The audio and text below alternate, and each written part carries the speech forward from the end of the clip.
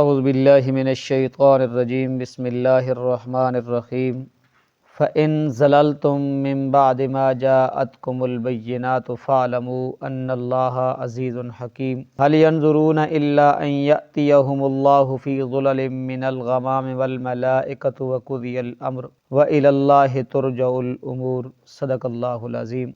فَإِن زَلَلْتُم، پس اگر تم لغزش کرو، من بعد اس کے، ما جاءکم البینات، واضح دلائل آ جانے کے بعد، فعلموا، تو جان لو، ان اللہ، کہ اللہ تعالی عزیز، زبردست، حکیم، حکمت والا ہے۔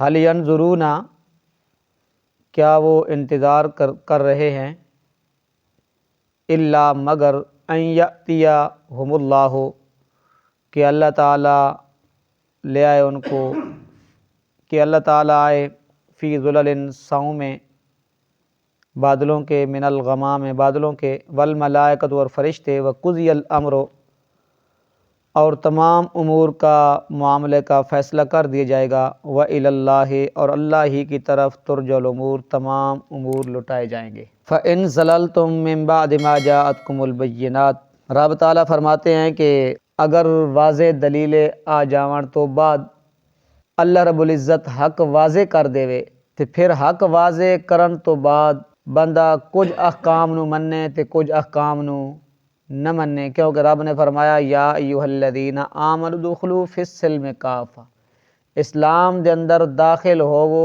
تا پورے ہوو، اعمال دے لحاظ نال بھی، عقائد دے لحاظ نال بھی۔ رب نے فرمایا کہ اسلام دے اندر داخل ہونا تے کی ہونا، پورا داخل ہونا۔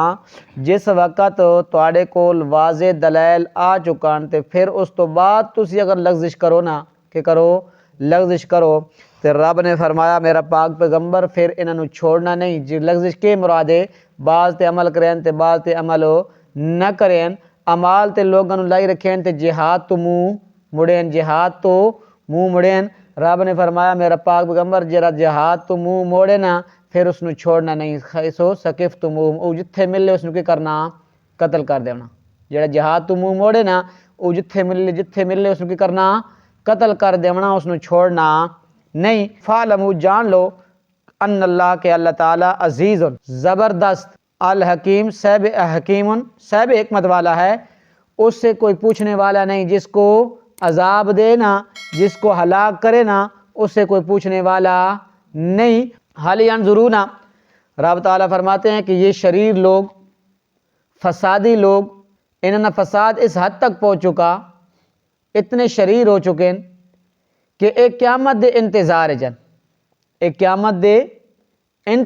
چن کہ قیامت آسی نا تو اسی ایمان قبول کرساں، اسلام قبول کرساں۔ میرے پاک پیغمبر اے اسلام قبول نہیں کر رہے، ایک قیامت دے انتظارن۔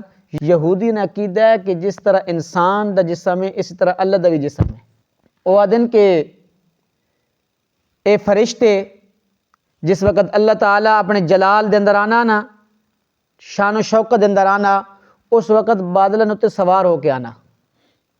اس واسطے بادل نہ گدا ذکر کیتا، کس اتے؟ بادلوں تے سوار ہو کے آندا۔ جس وقت اللہ رب العزت حضرت موسیٰ علیہ السلام نو کوہ طور دے اتے تجلی فرمائی نا، کوہ طور اتے تجلی فرمائی تو بھی کس واسطے کتھے فرمائی؟ بادلوں تے فرمائی، کتھے فرمائی؟ بادلوں تے فرمائی۔